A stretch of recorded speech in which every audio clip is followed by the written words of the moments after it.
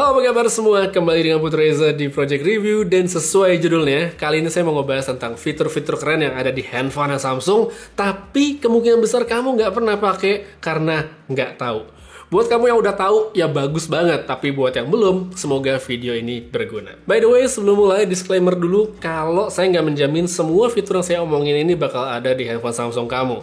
Untuk contoh, di sini saya akan pakai S21 Ultra yang paling baru, jadi harusnya sih lengkap. Jadi ya mungkin di handphone Samsung kamu bakal ada semua, mungkin ada sebagian, atau bahkan nggak ada sama sekali. Jadi kalau buat yang nanti ada, syukur. Kalau nggak ada, ya udah beli handphone baru aja. Oke, untuk fitur pertama ada yang namanya Selective Object, atau kalau di Photoshop mungkin lebih kenal dengan nama Lasso. Ini ada di foto editor bawaannya Samsung yang bisa diakses lewat Gallery. Caranya tinggal pilih foto yang diinginkan, abis itu pilih Edit alias logo pensil, pulpen, atau apalah ini. Dan kalau tersedia di handphone Samsung kamu, maka dia akan muncul di paling ujung dengan bentuk yang kayak awan dan garis putus-putus.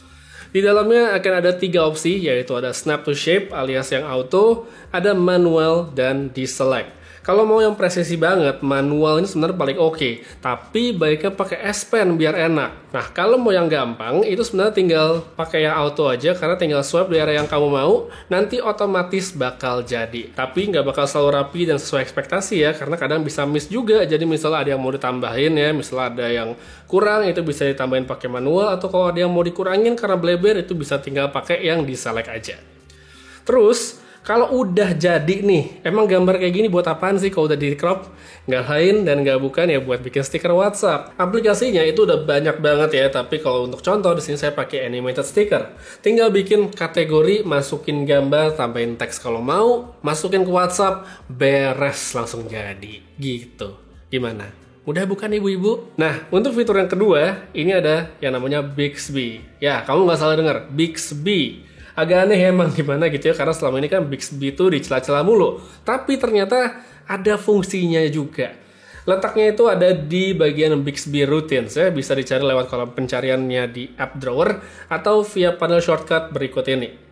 Fungsinya ini namanya seperti if and then ya. Buat user iPhone mungkin udah familiar ya sama shortcut if and then begini, tapi buat Samsung kayaknya belum banyak yang pakai atau tahu. Setelah masuk ke dalamnya, maka di sini akan ada 3 opsi seperti yang bisa dilihat sekarang, dan untuk memulai kita bisa pilih add routine alias yang di tengah. Pilihannya itu pertama di atas ada if dan di bawahnya itu then, dan untuk memulai kita pilih yang atas dulu. Nah, di sini banyak banget sebenarnya kondisi yang bisa kita setel ya, bisa kita pilih, dan nggak mungkin saya sebutin satu-satu juga di video sekarang. Untuk contoh, saya coba yang lokasi aja atau place. Di sini saya bisa nyetel dengan 2 pilihan ketika saya sampai atau meninggalkan lokasi tertentu. Misalnya, saya pilih untuk meninggalkan, selanjutnya saya tinggal masuk ke opsi dan pilih deh HP-nya bakal ngapain, atau HP ini bisa nge-trigger perangkat apa yang mau diapain. Misalnya, saya mau bikin silent atau mau bikin otomatis bunyi dengan volume terkencang, otomatis buka aplikasi tertentu dan mulai navigasi ke tempat pilihan, itu semuanya bisa dilakukan secara otomatis sesuai dengan fungsi yang udah kita setel. Tapi untuk soal lokasi gini saya yakin juga banyak banget yang nggak pengen ya, masih lebih concern dan mungkin nggak pengen di track keberadaannya, itu nggak apa-apa banget. Tapi balik lagi, ini nggak cuma soal lokasi doang, banyak banget opsi yang bisa dipilih, yang bisa diulik, dan tinggal disesuaikan aja sama kebutuhan masing-masing. Lanjut ke opsi ketiga, ini pas banget buat yang suka main game. Opsi game booster sama game launcher di handphone Samsung mungkin udah pada familiar ya. Iya dong, pastinya udah pada tahu. Tapi kayaknya masih banyak banget loh yang nggak tahu soal yang namanya game plugins. Opsi ini tuh nggak terinstall langsung di handphone Samsung dan harus di-download dulu. Downloadnya pun bukan di Play Store, melainkan di Galaxy Store.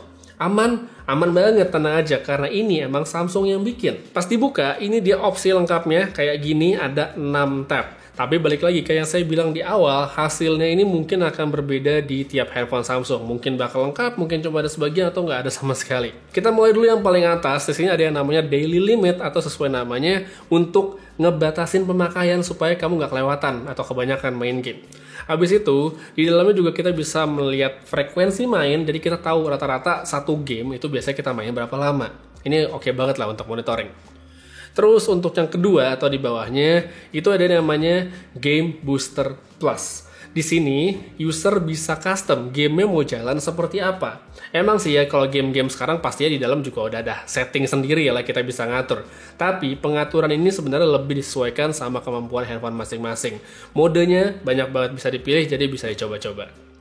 Opsi ketiga, di sini ada yang namanya Game Clock ya, Game Clock.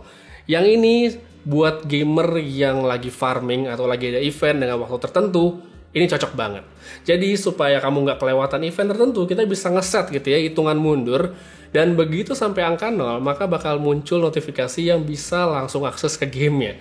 Berguna banget supaya kamu nggak kehabisan waktu. Lanjut, yang keempat, ini juga seru sih, yang namanya GIF Creator. Buat yang doyan ngegame dan kebetulan di dalamnya banyak grafis menarik mungkin yang bisa dijadiin GIF, nah ini solusinya. Yang saya suka banget, Samsung tuh ngasih opsi untuk ngerekam ke belakang ya. Jadi setelah kejadian, supaya kita tuh nggak perlu ribet nyocokin tekan tombol dan segala macamnya sebelum melakukan sesuatu. Jadi tinggal pencet beres langsung masuk galeri.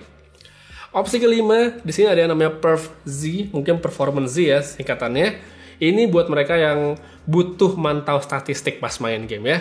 Jadi ketika diaktifin nanti akan ada satu garis di layar yang bisa di-expand, dan kalau di tab itu akan muncul info-info kayak FPS-nya lagi berapa, load CPU, GPU, serta temperatur. Semua bisa kita lihat, tapi ya memang nggak semua orang butuh informasi gini, tapi kalau memangnya kamu butuh, ya ada. Dan yang terakhir sih ada yang namanya Priority Mode. Mode ini akan membuat handphone memprioritaskan aktivitas kita ketika bermain. Bagus sih sebenarnya, tapi yang saya temukan untuk sementara ini lagi ada bug. Bugnya itu kalau kamu ingat di videonya S21 Ultra kemarin pas review saya ada ngomongin ada bug soal in-app purchase. Nah ini ternyata di-trigger oleh priority mode. Jadi ketika priority mode dimatiin, ternyata in-app purchase-nya bisa dilakukan. Jadi ya untuk sementara ya masih ada bug dan bisa digunakan seperlunya aja.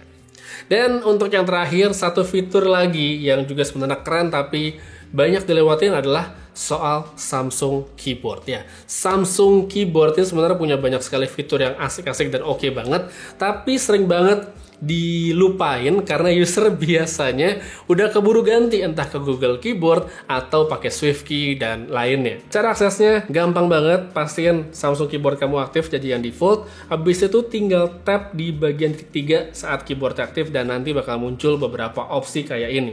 Cukup banyak sih sebenarnya kalau di S21 Ultra dan kemungkinan besar belum ada di seri lainnya, tapi nggak apa-apa, kita bahas aja, saya omongin, jadi ya siapa tahu nanti di masa depan pada bisa juga. Secara total kalau di sini ada 13 opsi ya, tapi saya akan cuma bahas 3 yang umum saya pakai. Pertama itu ada translate atau terjemahan. Ini cocok banget buat yang suka bingung mau ngetik pakai bahasa asing tapi ragu-ragu. Dengan ini user tinggal pilih mau terjemahannya ke bahasa apa, habis itu ketik sesuai bahasa yang dipakai, misalnya bahasa Indonesia, enter, beres deh. Habis itu di bawahnya ini ada yang namanya Samsung Pass. Biasanya ini kan buat nyimpen password ya kalau di handphone Samsung, tapi di keyboard ini bisa lebih. Ada pilihan notes, ada informasi kartu, misalnya kartu kredit, ada password dan segala macamnya. Tapi yang paling saya sering pakai itu adalah buat alamat. Sejak ketemu fitur ini, saya tuh jadi nggak repot lagi untuk ngetik kalau ditanya alamat buat kirim barang. Tinggal tap Samsung Pass, enter, dan beres. Satu lagi, dan yang ini ada di sebelahnya Samsung Pass, ada yang namanya YouTube. Nah yang ini cocok banget kalau kamu misalnya lagi chatting terus mau kasih link video dan segala macamnya, tapi nggak mau repot buat buka aplikasi dan neken tombol share. Cukup ketik kamu carinya apa, tap dan langsung ada linknya. Habis itu nggak cuma buat YouTube, di sini juga ada pilihan untuk Spotify sama Netflix yang bisa menjalankan fungsi yang sama.